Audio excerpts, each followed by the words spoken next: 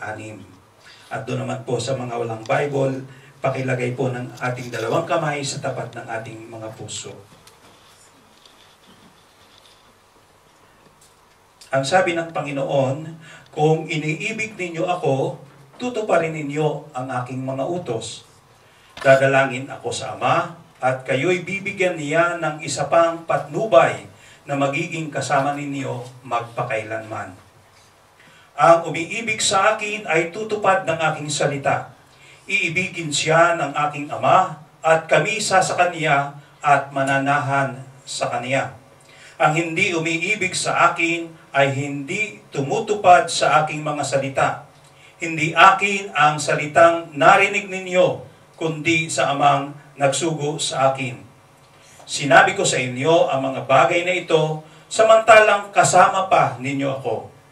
Ngunit ang patnubay, ang Espiritu Santo na susuguin ng Ama sa pangalan ko, ang siyang magtuturo sa inyo ng lahat ng bagay at magpapaalaala ng lahat ng sinabi ko sa inyo. Mga kapatid, ang mabuting balita ng Panginoon para sa ating kaligtasan, muli natin siyang purihin at palakpakan. Salamat sa Diyos. Okay.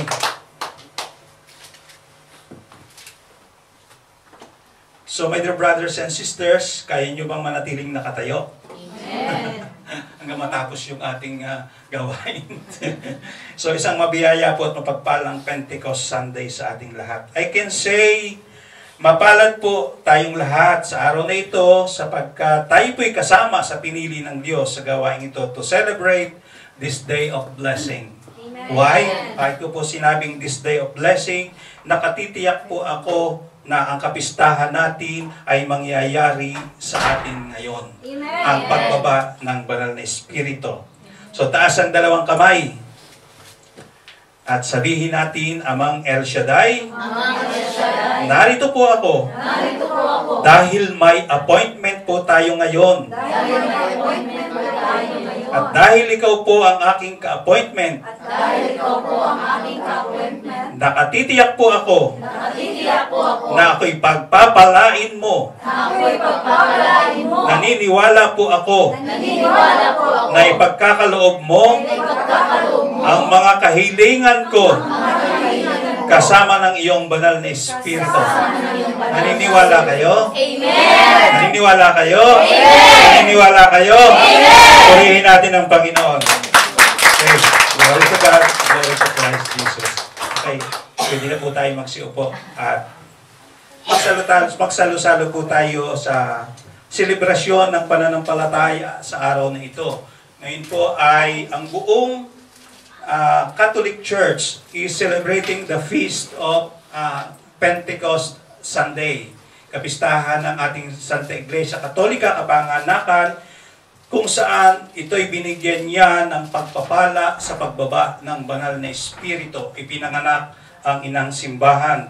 At ang kapistahan pong ito ay naghahatid sa atin sa isa sa dakilang pangako ng Diyos, matapos po na si Kristo'y namatay, inilibing, nabuhay na maguli, umakyat sa langit.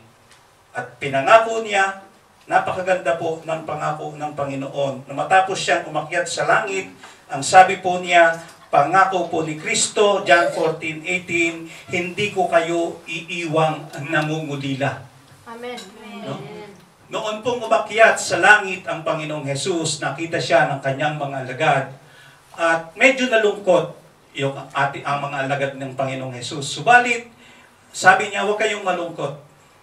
Ipinapangako ko sa inyo, hindi ko kayo iiwang nangungulila. Susuguin ko sa inyo ang banal na Espiritu. Amen? Amen. So ngayon pong hapon ay ating pag-uusapan ngayong sa napakagandang balita ng Panginoon.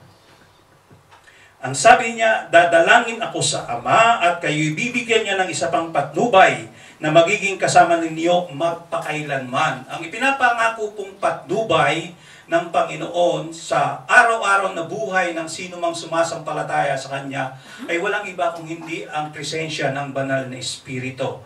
Marami po ang hindi maniniwala na talagang mayroong banal na espiritu sapagkat ito po ay hindi nakikita, subalit nararamdaman at atin pong mararanasan. Amen? At ganoon din po sa verse 26, ngunit ang patnubay ang Espiritu Santo na susuguin ng Ama sa pangalan ko, sa pangalan ni Jesus, ang siyang magtuturo sa inyo ng lahat ng bagay at magpapaalaala ng lahat ng sinabi ko sa inyo. Kanina, sa ating workers formation, ang dami na pong sinabi sa atin ng Panginoon.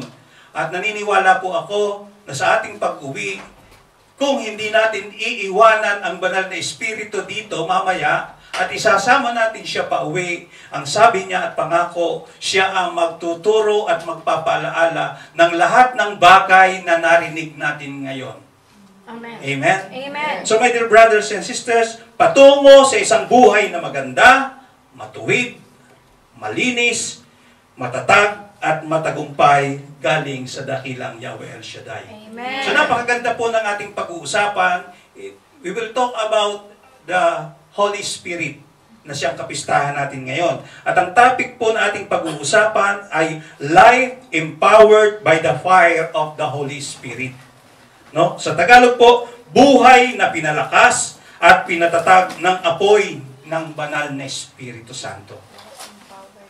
Life empowered by the fire of the Holy Spirit. At ang tema po ay the three cloven tongues of fire that empowers the life of a man. Ang tatlong dilang apoy na nagpapalakas at nagpapatatag sa buhay ng isang tao. Tayo pong tao ay laging may kahinaan. Lagi tayong bumabagsak. Especially when it comes to the tests and trials of life. Sa mga bagyo po ng buhay, madalas tayong bumabagsak. Madalas tayong talunan. At ito pong kapistahan ngayon ay nagpapaalala sa atin na pwede tayong maging matatag, na pwede tayong maging malakas, na pwede tayong maging matibay sa pagharap ng anumang pagsubok, sa pagharap sa anumang problema sa buhay na dumarating sa atin sa araw-araw. Ipinapaalala po na ang pagbaba ng Espiritu Santo, it gives the empowerment to all people who will receive the presence of the Holy Spirit. Amen. So my dear brothers and sisters, tatlo po ang dilang apoy na tinutukoy na nagpapalakas, nagpapatatag, nagpapatibay sa buhay ng isang tao. At kapag wala po ang tatlong ito, my dear brothers and sisters, ang isang Kristiyano ay nananatiling talunan.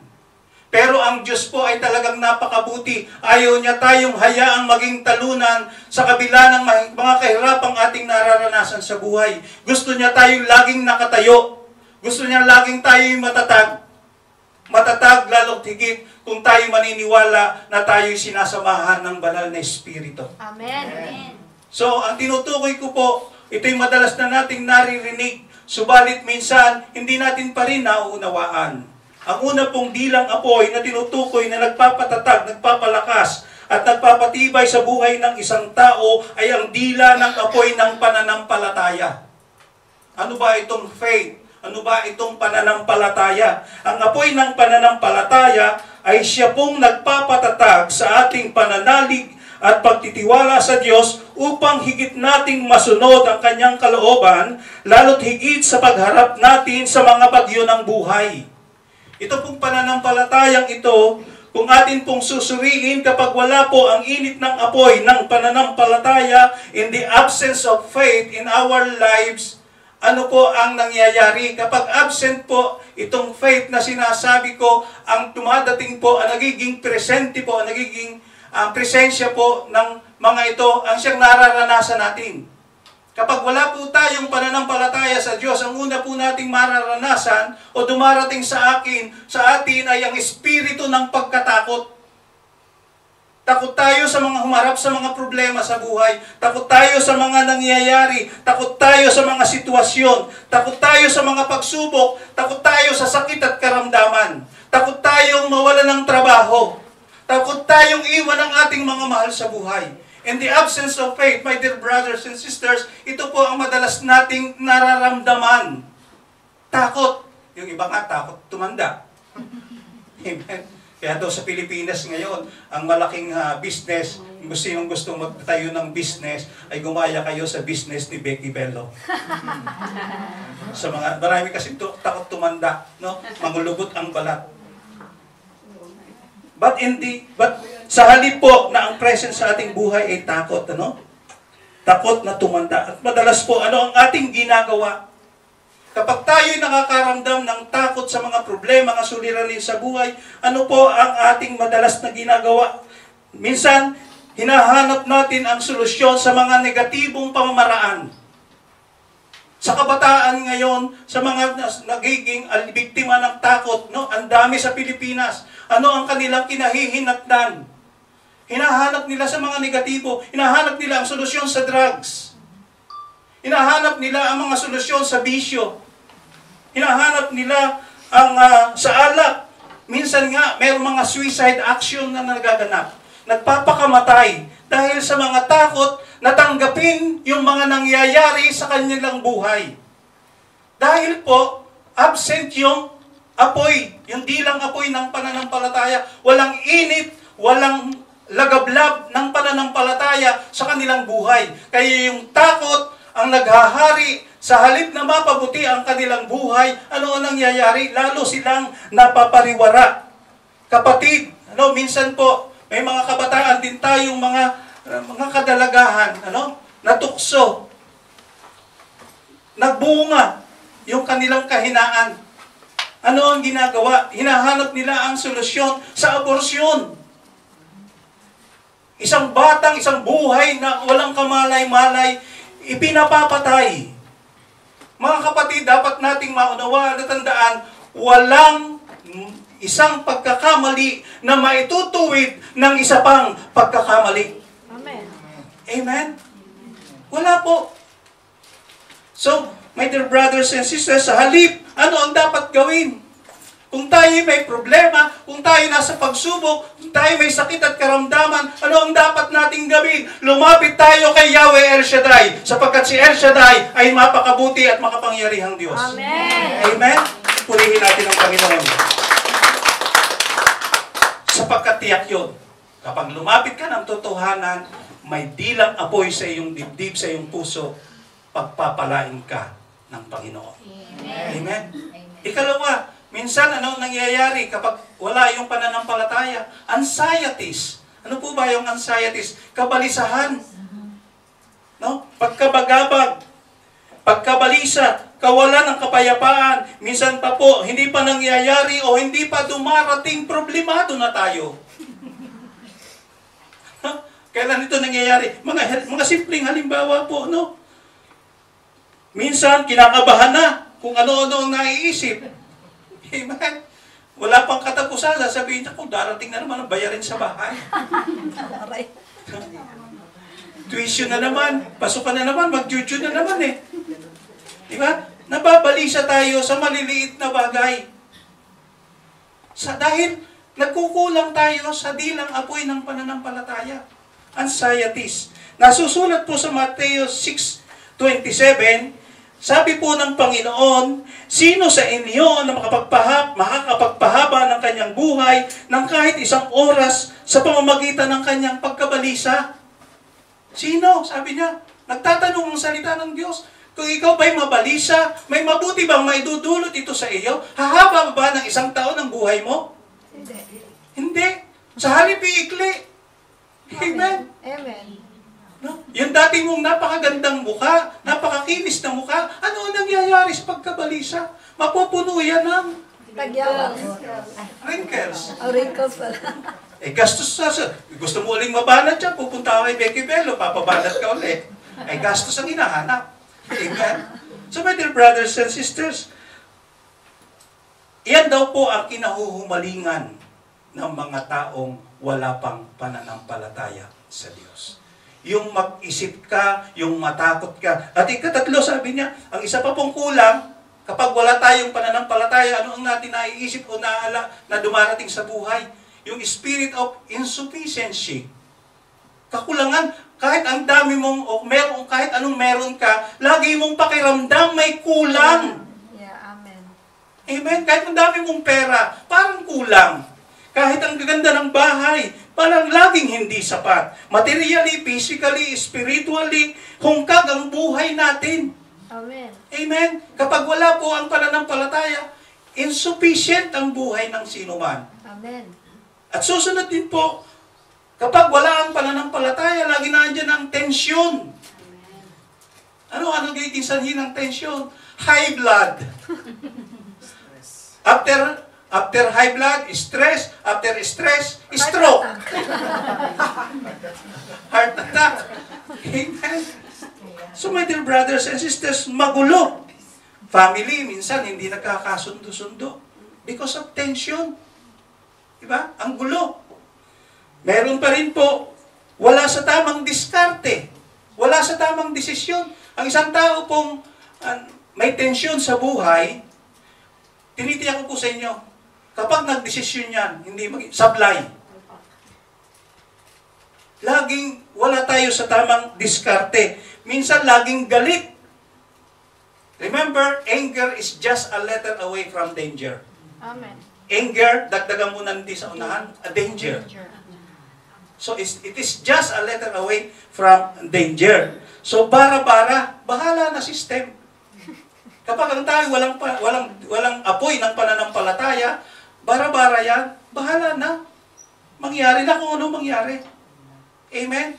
Pero ang taong may pananampalataya, tinitiyak niyang magiging maganda ang takbo ng kanyang buhay. Dahil alam niya, kasama niya si Yahweh. Amen? At ito na yung pinakamalala. Matapos kang magkaroon ng fear, matapos kang magkaroon ng anxieties, matapos mong maramdaman ang insufficiency, matapos mong maramdaman ang tension, ito na yung pinakamalala. Nagiging hopeless ka na. Kapag wala kang pananampalataya, kapag wala ang init ng pananampalataya sa buhay ng isang tao, nako kapatid, ang bunga niyan pagiging hopeless. Kawalan ng pag-asa. Halimbawa, may pinapanalangin ka sa membro ng kapamilya, asawa, anak, ng pagbabago.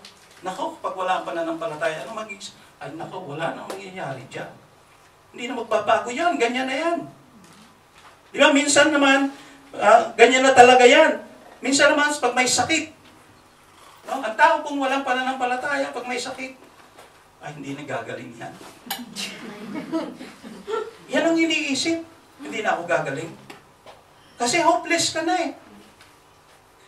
Minsan naman, sa problema, wala nang solusyon dyan. Kasi walang pananampalataya. Ang iba naman, kahirapan, hindi na yan makakaahon. Diyan na yan. Sabi sa Batangas, ganun nga. Batangas po ako. So my dear brothers and sisters, kapag ang isang tao po'y puno ng mga ito, sabi nga si San Mateo, ulit ko po, Mateo 6:32, sapagkat ang mga bagay na ito ang kinahuhumalingan ng mga taong wala pang pananalig sa Diyos. Ano po ang ibig sabihin ng kinahuhumalingan? Ito yung pinag-iisipan, ito yung pinagkakaabalahan nilang isipin. Yung takot, yung pagkabalisa, yung kawalan, yung tensyon, tsaka yung kawalan ng pag-asa, yung pagiging hopeless. Sabi ng Biblia, sabi ng salita ng Diyos, ito daw ang pinagkakaabalahan. Kaya kapatid, pakisuri ng ating buhay. Ito kaya ang pinagkakaabalahan natin ngayon? Ito kaya ang lagi nating iniisip? Ito kaya ang laging laman ng ating puso? Kapatid, pakisuri po ng ating puso. Kapag ganyan ang ating nararamdaman, merong kulang.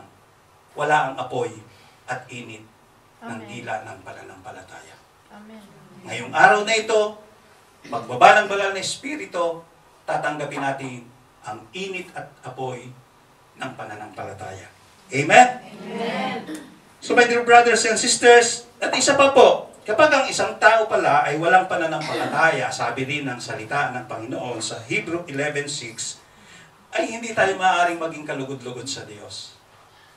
Sabi po, at hindi kinalulugdan ng Diyos ang hindi sumasampalataya sa Kanya. Pagbali-baliktarin mo naman ang buhay mo, kapatid. Magpasirko-sirko ka man, kapag wala kang pananampalataya, ayon sa sinabi ng salita ng Diyos, hindi tayo maaaring maging kalugod-lugod sa Diyos. Sapagkat ang pananampalataya ang nagbibigay ng kaluguran sa Panginoon. Amen?